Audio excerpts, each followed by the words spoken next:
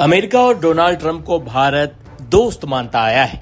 यहां तक कि ट्रंप और पीएम मोदी के बीच की केमिस्ट्री भी काफी अच्छी रही है। लेकिन डोनाल्ड ट्रंप के तेवर और उनकी हरकतें दोस्तों वाली कम और दुश्मनों वाली ज्यादा है।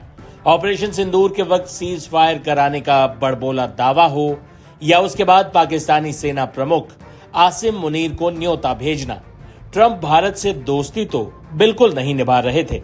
भारत पर 25% टैरिफ लादने की घोषणा कर ट्रंप ने एक बार फिर दिखाया कि वो सिर्फ एक व्यापारी हैं, भारत के दोस्त नहीं। लेकिन अब तो ट्रंप ने हद ही पार कर दी। ट्रंप ने पाकिस्तान के साथ ऑयल डील साइन की और भारत को चिढ़ाते हुए कह दिया कि हो सकता है कि आने वाले दिनों में पाकिस्तान ही भारत को तेल दे रहा हो। और जैसा कि आप जानते हैं कि दुश्मन का दोस्त भी दुश्मन ही होता है।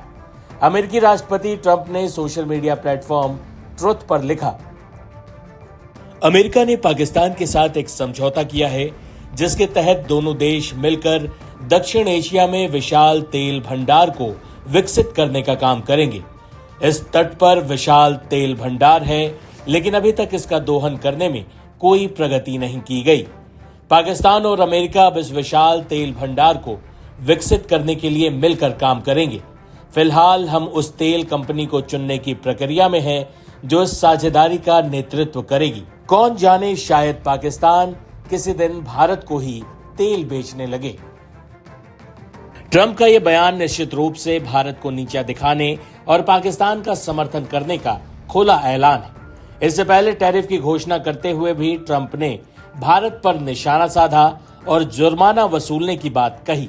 ट्रंप ने पोस्ट में लिखा, याद रखें भारत हमारा मित्र है, लेकिन पिछले कुछ वर्षों में हमने उनके साथ अपेक्षाकृत कम व्यापार किया है क्योंकि उनके टैरिफ बहुत ज्यादा हैं, दुनिया में सबसे ज्यादा, और किसी भी देश की तुलना में उनके यहाँ सबसे कठोर और अप्रिय गैर मौद्रिक व्यापार बाधाएं हैं। इसके अलावा भारत ने हमेशा अपने सैन्य उपकरणों का एक बड़ा हिस्सा रूस से ही खरीदा है और चीन के साथ वे रूस के ऊर्जा के सबसे बड़े खरीदार हैं। ऐसे समय में जब हर कोई चाहता है कि रूस यूक्रेन में हत्याएं रोके, ये सब कुछ ठीक नहीं है। इसलिए भारत को 1 अगस्त से 25% टैरिफ और उपरोक्त के लिए जुर्माना देना होगा। इस मामले पर ध्यान देने के लिए धन्यवाद। बता दें कि भारत और अमेरिका के बीच ट्रेड डील अभी तक नहीं हो पाई है। अमेरिका अपने अमीर किसानों के लिए भारत का बाजार चाहता है, लेकिन भारत अपने फैसले पर अडिग है। दोनों देशों के बीच कई दौरों की बातचीत हो चुकी है, लेकिन अभी तक समझौता अंतिम रूप नहीं ले पाया है। ऐसे में ट्रंप के इस फैसले का भारत पर क्या असर होगा, भारत इससे कैसे निपटेगा, केंद्रीय मंत्री पीयूष गोयल ने देश की संसद में बताया। महत्वपूर्ण स्टेटमेंट पे चर्चा हुई है, सदन की गरिमा रखा करो। चलिए बैठिए। मैं सदन को 30 जुलाई 2025 को अमेरिकी राष्ट्रपति द्वारा 1 अगस्त 2025 से द्विपक्षीय व्यापार पर लागू होने वाले टैरिफ के विषय पर दिए गए वक्तव्य के बारे में अवगत कराना चाहता हूं। 2 अप्रैल 2025 को अमेरिकी राष्ट्रपति ने रेसिप्रोकल टैरिफ पर एक एग्जीक्यूटिव ऑर्डर जारी किया था, जिसके तहत अपने व्यापारिक साझेदारों से आयात पर 10% से 50% तक एडिशनल ड्यूटी लगाने की बात कही गई थी। 10% की बेसलाइन ड्यूटी 5 अप्रैल 2025 से लागू हो गई है। भारत पर एडिशनल ड्यूटी 10% के बेसलाइन टैरिफ सहित कुल 26% की घोषणा की गई थी।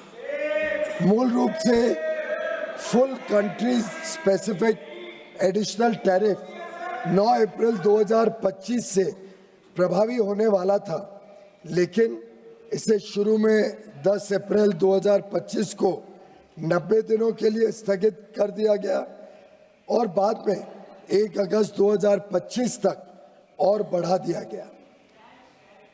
भारत और अमेरिका ने मार्च 2025 में एक न्यायपूर्ण, संतुलित और पारस्परिक रूप से लाभकारी द्विपक्षीय व्यापार समझौते BTA के लिए बातचीत शुरू की, जिसका लक्ष्य 2025 के फॉल यानी अक्टूबर-नवंबर 2025 तक समझौते के पहले चरण को पूरा करना था। दोनों पक्षों ने 29 मार्च 2025 को नई दिल्ली में आयोजित पहली फिजिकल मीटिंग की चर्चा के दौरान द्विपक्षीय व्यापार समझौते की बातचीत शुरू करने के लिए विस्तृत टर्म्स ऑफ रेफरेंस TOR को अंतिम रूप दिया। इसके बाद दोनों पक्षों के बीच नई दिल्ली और वॉशिंगटन DC में 4 दौर में फिजिकल मीटिंग्स हुई हैं ताकि निर्धारित टर्म्स ऑफ रेफरेंस के अनुसार द्विपक्षीय व्यापार समझौते के अंतिम रूप के लिए काम किया जा सके। इसके अलावा दोनों पक्षों के बीच कई वर्चुअल बैठकें भी हुई हैं। सरकार हालिया घटनाक्रम से होने वाले प्रभावों का परीक्षण कर रही है।